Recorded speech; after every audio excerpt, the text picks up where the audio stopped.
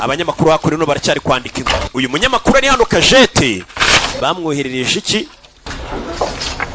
tuntu tw'udupfunyika, aragapfunyika yakiriye. Ni Kajete aragapfunyika yakiriye. Tugare ku bashinzwe umutekano. Ndebere rani wa munyamakuru bahise batumiza inama y'ikinyamakuru cyabo. Turi gusuzuma nimba aya makuru tubonye arayanyaye. Reba yoherereje Kaje wari wese ashobora kuba ari Kabongo wayohereje. Nituba twibeshe abayobozi bacu turaza kubashyira mu cyondo. Mbega na makuru boherereje kino gitangazamakuru n'inama ibanje guterana mbere yuko bayasohora. Umva n'ibindi binyamakuru duhanganiye ku isoko nabyo byamaze kwakira aya makuru namwe babahaye. Dorari June ari hano mu nzira agenda yewana.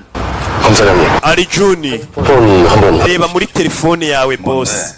Telefone yanjye se afite ikihe kibazo? Aba yambaye agakandara yicariye inyuma atuje. Ari June niwe wajya kugura bwa bwana umwe muri ba bana bafashe.